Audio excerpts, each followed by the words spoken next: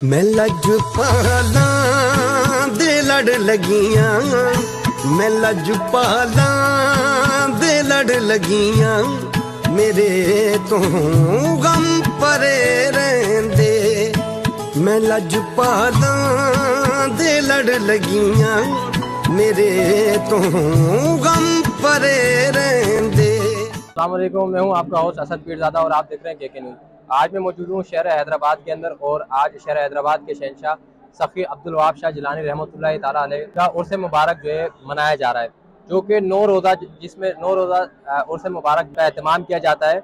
और आए लोगों से पूछते हैं कि सखी के दरबार पर आके उन्हें कैसा जो है महसूस हो रहा है और यहाँ के इंतजाम कैसे हैं। और साथ साथ एक सवाल जो है शख्स ने उठाया गया कि सखी का कोई वारिस नहीं है सखी, तो उस बारे में भी लोगों से पूछते हैं कि आया कि सखी का वारिस कैसे नहीं है। हम सखी के वारिस हैं और लोगों से पूछते हैं कि सखी का वारिस कौन है। ये बापू घराना जो है हमारे साथ 3-4 वर्षों साथ रही, शुरू से ही मेहनत कर रहे हैं, यहाँ पे सब कुछ कर रहे हैं।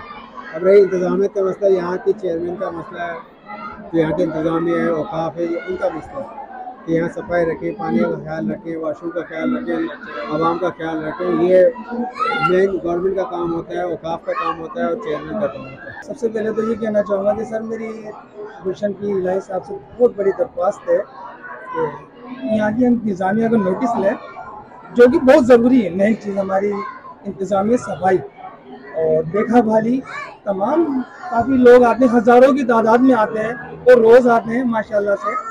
तो मेरा जो कहना सिर्फ इतना है कि इस पर नज़रसानी की जाए, क्योंकि सबसे मेन चीज़ यही है। और फिर उसके बाद सबसे जो मेन चीज़ है खाने का लंगर वगैरह का इंतजाम। अभी आप देख रहे होंगे, आपने देखा होगा पानी तक नहीं वजू के लिए।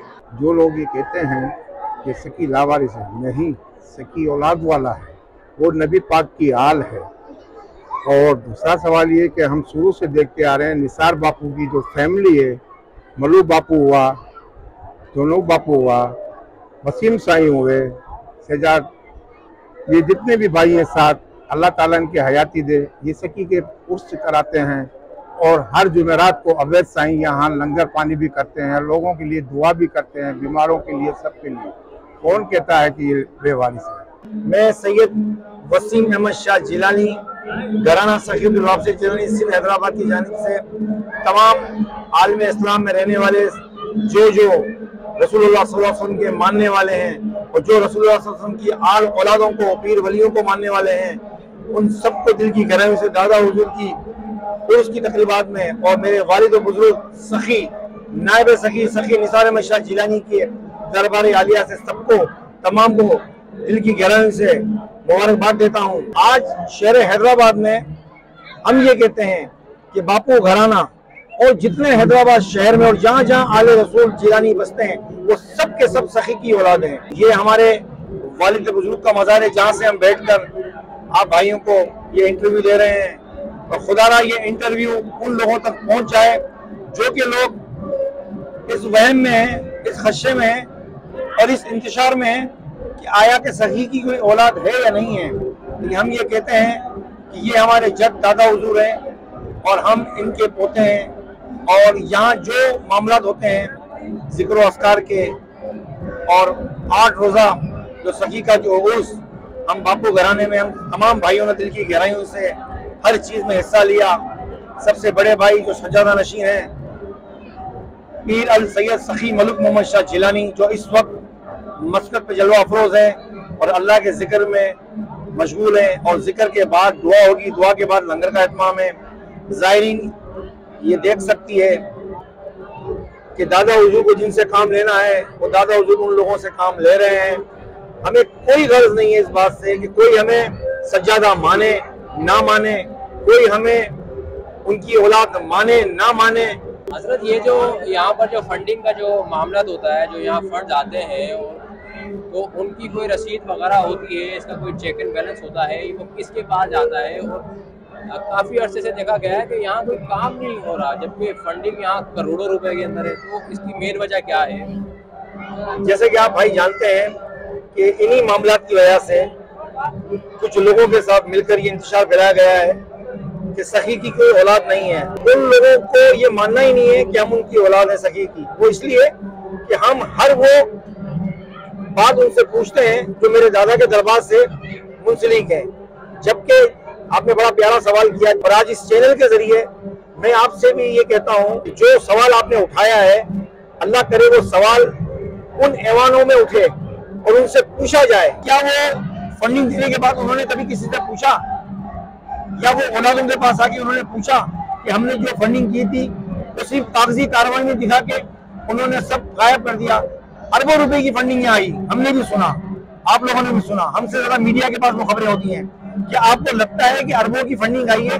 सखी का गुंबद अभी तक मुकम्मल नहीं हो पाया, सखी की मजार अभी तक मुकम्मल नहीं हो पाई, और यहाँ के जितने ज़ायरीन आप देख रहे हैं आने वाले, उनके लिए क्या ऐसा इंतजाम है? ना यहाँ ढंग से कोई लंगर खाना बना है, ना ढंग से यहाँ पे वॉशरूम है। जी नाज़रीन, जैसा कि आपने देखा कि औलादे सखी यहाँ पर मौजूद हैं और उनकी यही शिकायत है कि यहाँ सोशल मीडिया के ऊपर एक बात जो है फैलाई गई है कि सखी की कोई औलाद नहीं है, जबकि उनके वारिस यहाँ पर मौजूद हैं। उसके अलावा यहाँ के जो इंतजाम हैं वो नाकिस हैं, या ना बैठने के लिए सही से जगह है, ना पीने के लिए पानी है, ना लंगर का जो जिस तरीके से एहतमाम किया जाता था ना वो लंगर का एहतमाम किया गया है। मेरे साथ मौजूद हैं अलहाज गुलशन इलाही साहब, जो कि सरपरस्त आला हैं सखी अब्दुल वहाब शाह जिलानी रहमतुल्लाह ताला की दरगाह के। इनसे मालूम करते हैं कि एक बयान आया है एक नात खां की तरफ से, जिसकी काफ़ी लोगों ने मजम्मत की कि सखी जो है उनकी कोई औलाद नहीं है, उनके कोई वारिस नहीं है। इस पर इनसे मौक़िफ़ लेते हैं, जबकि बापू निसार शाह बापू हो गए और जो दूसरे बापू की फैमिली है उन लोगों ने ये दावा किया है कि हम लोग जो है इसके वली वारिस हैं। तो इसमें क्या हकीकत है, क्या सदाकत है? जी आप क्या कहेंगे? गुज़िश्ता जब ये यहाँ पर इनका वो भी नहीं था, इनके वालिद साहब को तो बापू के हम इनको बहैसियत मेहमान बुलाया करते थे दरगाह शरीफ के ऊपर ना, और वो 15-20 मिनट के लिए तशरीफ़ लाते थे और उसके बाद चले जाते थे। तो ये बात तो पूछने वाली है ही नहीं, पूरे शहर को पता है कि दरगाह सखी अब्दुल वहाब शाह जिलानी रहमतुल्लाह ताला अलैह से उनका कोई ताल्लुक़ नहीं है। बार वो बताते हैं वो सादात अपने आप को, तो सादात होने से मुराद तो ये नहीं है कि जो सादात हैं वो सारे सज्जादा नशीन तो जो अल्लाह के प्यारे मखसूस करते हैं अपने, उनका होता है कि भाई उनको बनाया गया, खिलाफत दी गई, सज्जादगी दी गई, जब वो सज्जादा नशीन होता है।